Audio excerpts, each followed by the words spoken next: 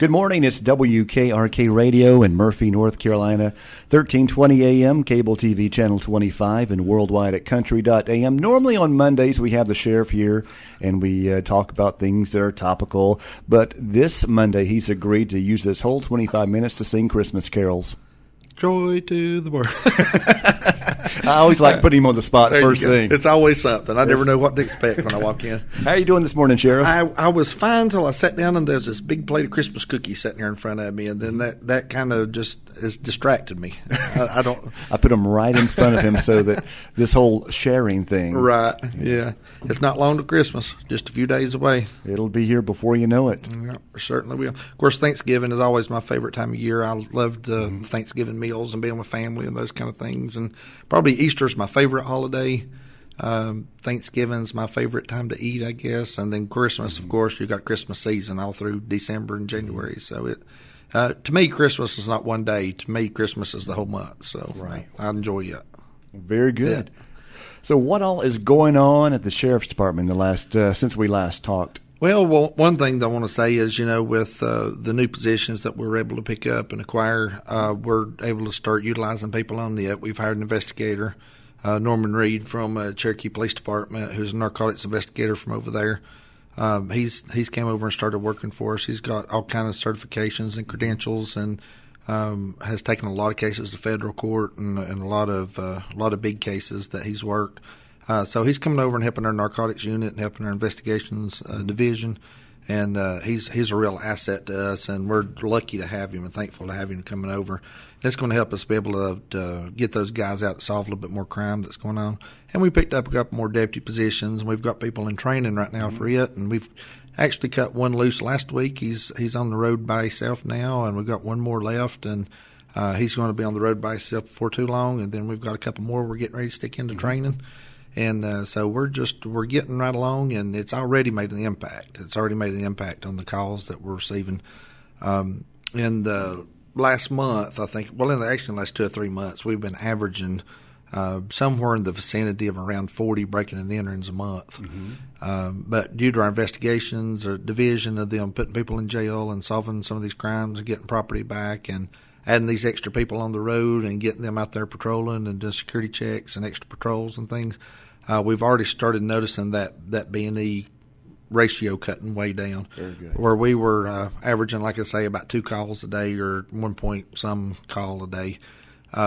What we're seeing now is, since we've been able to add these people on the road and add another investigator and put people in jail and solve some crimes, I think in the last 2 weeks we've not only had just 3 or 4 B&Es in the last couple of weeks. So we're already making headway and making progress on that. So we're hoping to see that trend continue. Very good. Well, one of the things I like to think about this show is it gives everyone out there listening kind of a window to look inside the sheriff's office that they might not otherwise have. I've learned a lot since we've been doing this show, because I don't spend my day at the sheriff's office. There's a lot you guys do that I don't know what's going on. For example, an investigator, how does an investigator spend his day? It could be a lot of different ways. If we're talking about court days, some days when we have superior court or even domestic courts and things, he may have a case in court. He may have to go to grand jury and testify in front of a grand jury panel for indictments and trying to get people arrested. Or he may go to the courthouse and be there available to testify on different trials throughout the day. But on an average day, an investigator, for example, would come in and pick up his caseload. The lieutenant of investigations takes all the reports that the road patrol brings in of all the larcenies and breaking and enterings and other felonies and things that goes on, sorts through those reports and assigns those cases out to the investigative division for follow-up and review on those. So they go out and they will start their morning off by going through their caseloads and seeing what they have, following those leads down of going out and interviewing people, recovering property, following out leads, things of that nature. Maybe doing neighborhood canvassing if there's an area where there's a lot of B&Es happening. Even though they may not have leads, they may go to these particular areas and just knock on doors and talk to people and find out, if it's about looking for strange vehicles or certain people in the area or people doing work on homes or whatever, just trying to develop leads and get those leads coming. those investigators may go, to the detention center to interview people, or they may pull people off the street that has knowledge of criminal activity and may interview them to see what they know what's going on. So there's just a lot of different things that they do in a day's time, and it'd be hard to encapsulate all that even here in 30 minutes as to what they do. I know that we live in a unique area where we're bordering 2 other states.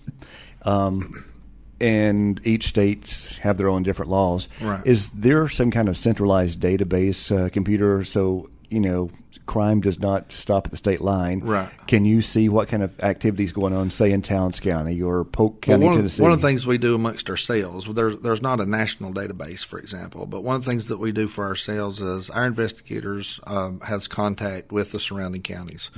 So when we have things happening, if we have certain items we're looking for or certain types of crimes that's happening, we'll put that out on what they call a regional BOLO to the surrounding counties, to their investigative divisions, kind of let them know what kind of property we're looking for, what's happening here, what kind of trends we're seeing, and the same thing they do it with us also. So our investigators are not always just looking for property that's stolen in Cherokee County, right? But they may run across property that's stolen out of Georgia or out of Tennessee or somewhere else. And so it's just kind of a mutual assistance that we do with each other, just try to make sure that we help each other out, whether it's across state lines or not. Has technology such as Facebook and the online yard sales, are you finding more and more stolen property turn up there and even party line? We do from time to time. We find a lot of stuff on Facebook. We find a lot of stuff on the yard sale sites and things of that nature. So people call in every once in a while about certain things they see on these sites. Like, for example, if you see a 50-inch big screen TV that's brand new, and $1,000 television, and it's on Murphy Online Yard Sale for $200. I mean, people will call in and say, "Hey, you may want to check this out. Do you have anything like this stolen?" And we also have people through our investigative division that from time to time will sit and go through these pages and go through this stuff, going through pawn tickets and going through different things out there, trying to match up property with what we have stolen. Okay. Well, I was wondering if someone in your office actually is that a problem with animals as well? People stealing animals from neighbors and selling them online? Because I see a lot of That's animals. Not as much as it used to be. We don't run across that a whole lot in recent days, but I know in the years past that was an issue and that was a problem. Not so much recently has that been a problem, but it does happen from time to time. And most of the time when we have animal thefts, most of the time it's the neighbor's nuisance animal or something somebody steals to try to get rid of just because it's a nuisance or whatever.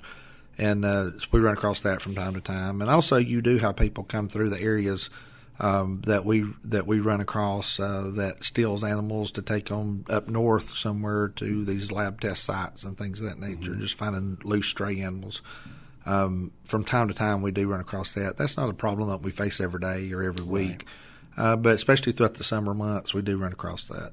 What advice would you give to folks to keep their pets safe? I mean, we normally have about 3 or 4 missing pets on our Facebook page every day. So how would you suggest folks keep their pets safe? Well, one thing I did, I have a part German Shepherd, Australian Shepherd, and it's a friendly dog. It will protect the house and will protect the family. But it loves people. It likes to roam. It likes to play. Right. So one of the things that we did after we discovered that it was becoming, some people in our community loved it and they loved seeing the dog come over, but other people didn't. Other people didn't like to see the dog come over.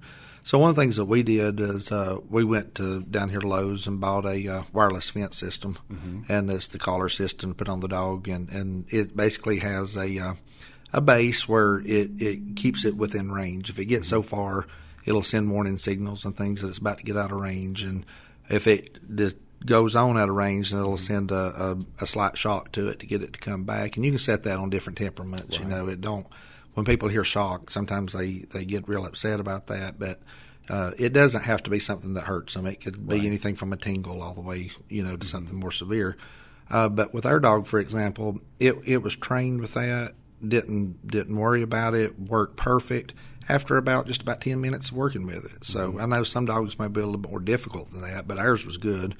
and took about 10 or 15 minutes to work with the dog and train it, and it was fine after that. Did you put the flags up around the yard, the Did perimeter? put the flags up, and as a visual cue, for the go so far, and also the collar beeps to let the dog know it's getting close, and so.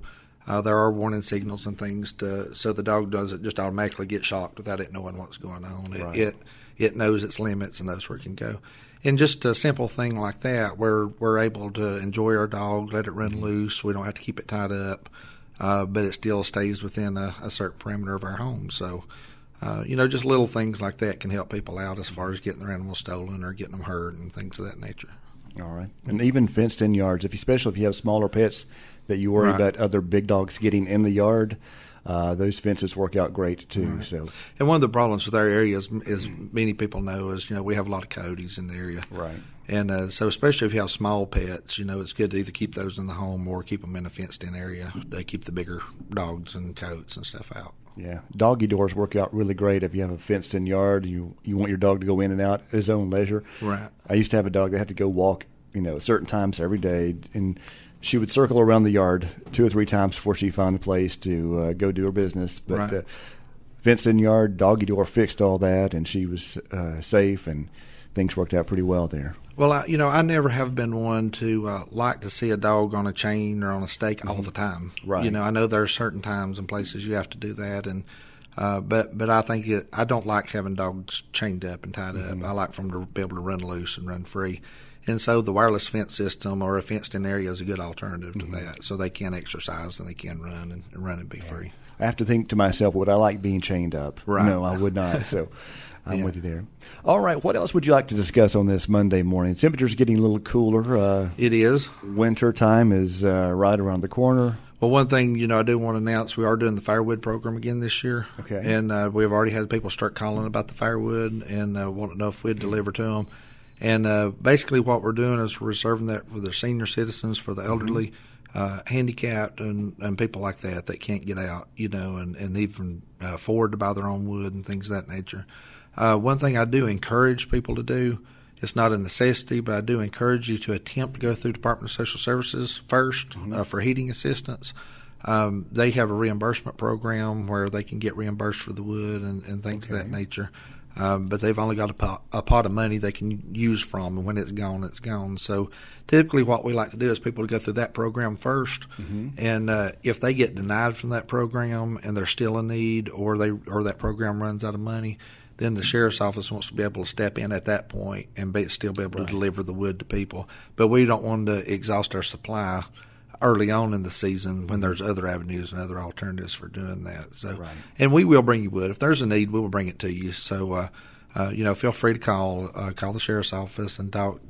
Captain Patterson down at the detention center is once heading that up. So, if anybody needs wood or they can't get it through social services for whatever reason, they can't afford it or they're in need, please feel free to call, and we're starting to get that program up and running this year. All right. What kind of community service programs are out there for inmates?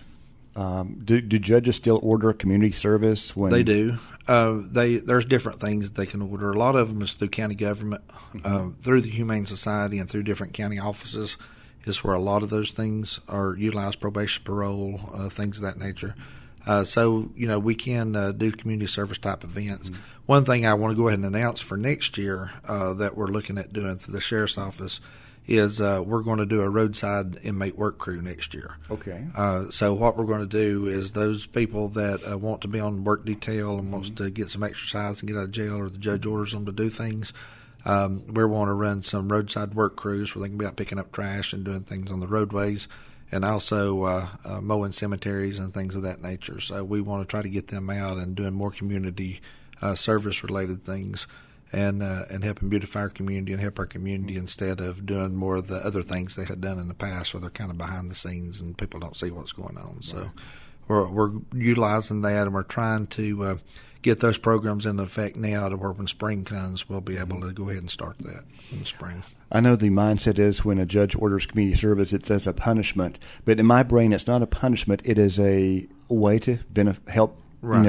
Whatever's going wrong to help your community out. Well, a lot of the prisoners that are in jail, they enjoy getting out. They want to get out and work. And now there's some, of course, that don't want to do that. But But there are some that, when it's bad weather or things happening, they're just chomping at the bits, waiting for weather to break so they can get out and get outside and do some things. Right.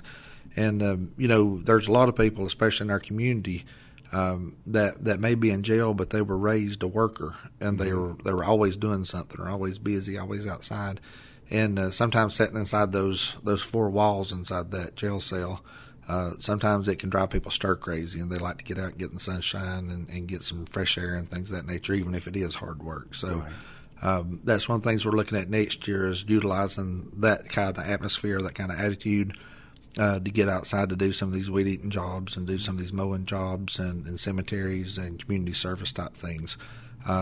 Roadside beautifications, picking up trash, things of that nature, just to get them out and beautify our community. I think for anybody, just having that feeling of self-worth. You've done something, and I know when I get finished with a big project I'm working on, and when I get finished with it and seeing what all has been accomplished, it's just like a natural high. Yeah. You feel excited about what's going on. So, and this is the thing, it took me many years to realize, Tim, and some people have a different attitude, and that's okay, but this is something I've learned from myself, is not everyone that's in jail are bad people. Right.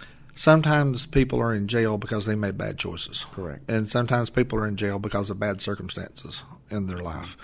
And so, there are some very bad people out there. There's some very bad people that needs to be in jail, and they don't need to be picking up trash. They don't need to be on the roadside.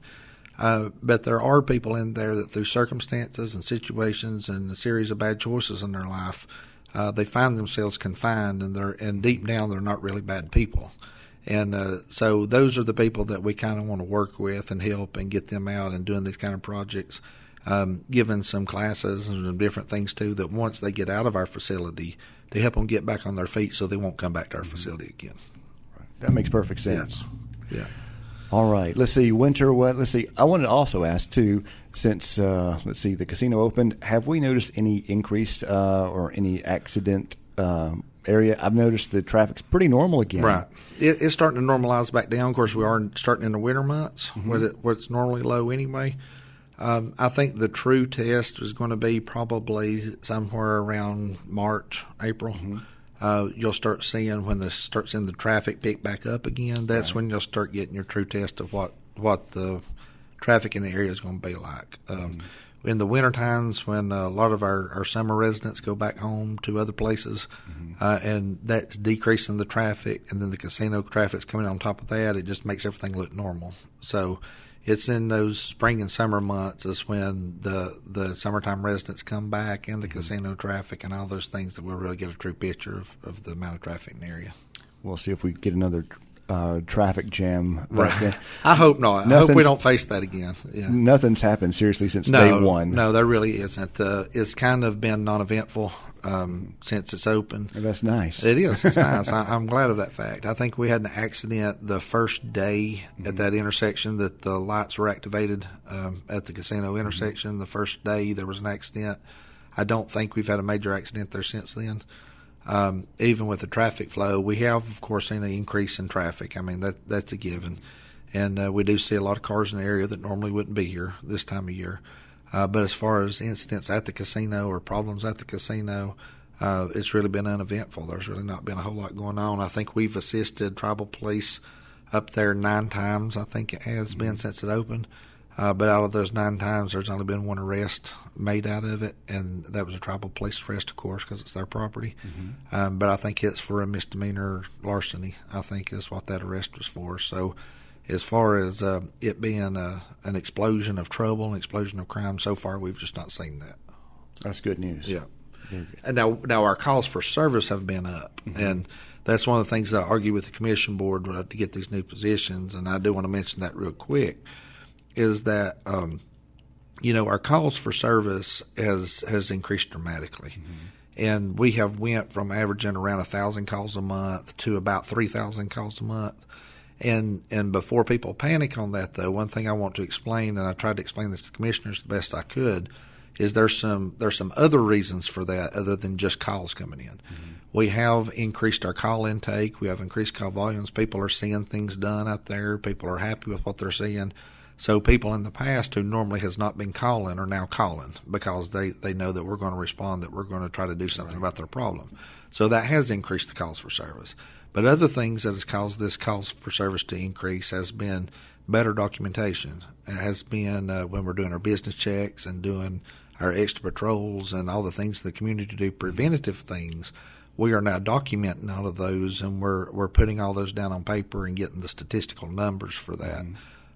It's not to say that they were never doing that in the past, because they were. It's just the fact of now we're getting it documented and getting credit for it.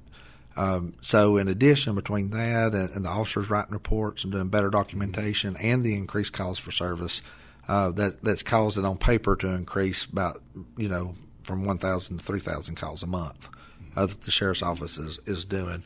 Now, realistically, I don't think our calls for service has tripled from what the officers were doing before, but I would safely say that it's probably doubled from what the officers were doing in years past.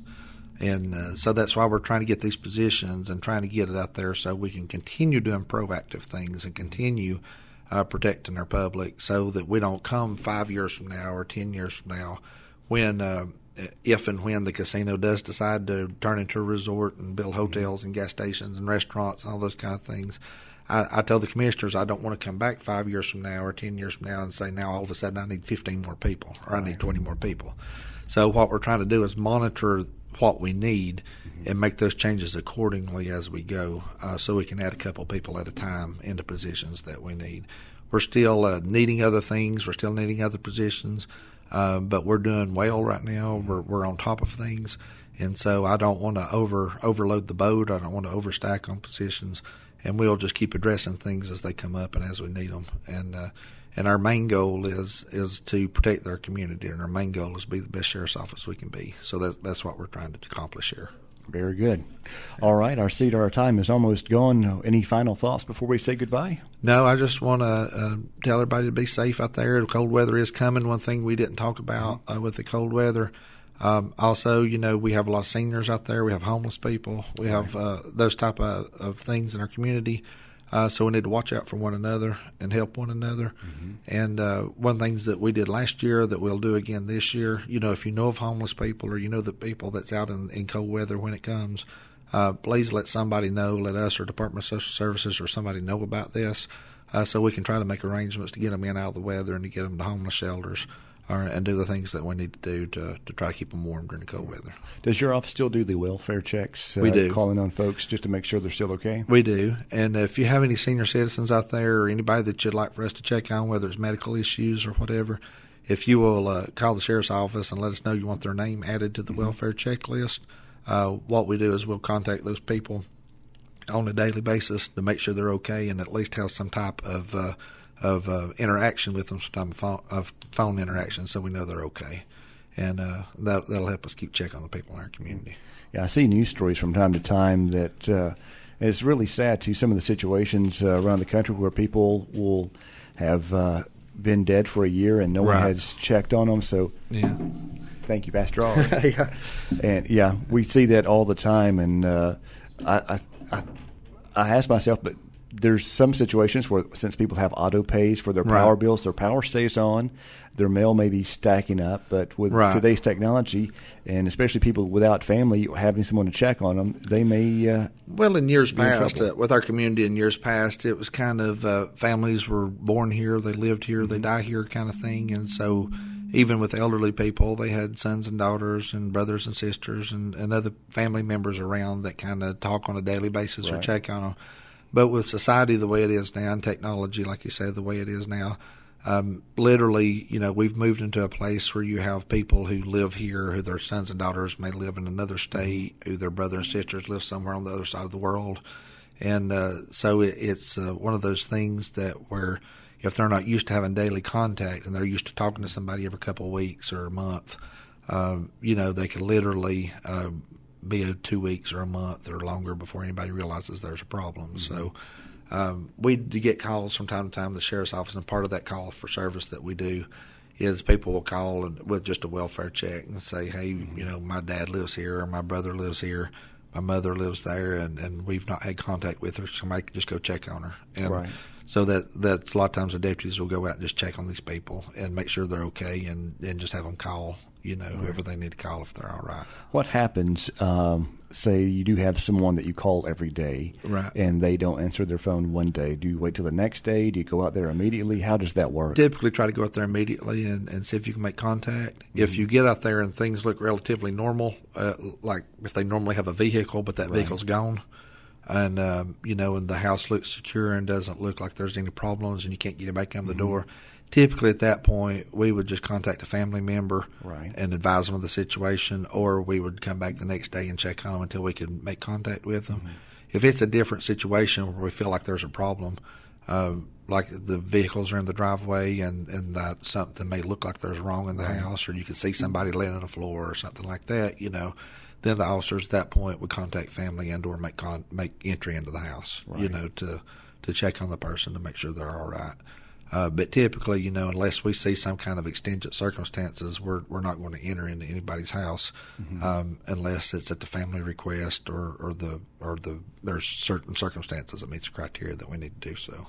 It's a great service that you offer. We appreciate your continuing to do that. Well, thank you. And like I say, we just want to be the best sheriff's office we can for our community, and we just want to try every day to get better and better. I've told my officers from day one, and myself and the chief had this discussion actually this morning, is that I never want to get to a place where I stop asking, how can we do it better? How can we do things better? Because I think that's what we need to be every day when we wake up, is how can we do this better? It doesn't matter if it's a sheriff's office or if you're managing a radio station or you're working at a plant. Well, we need to ask ourselves, how can we be a better worker every day? How can we be better to serve our community every day? Very good.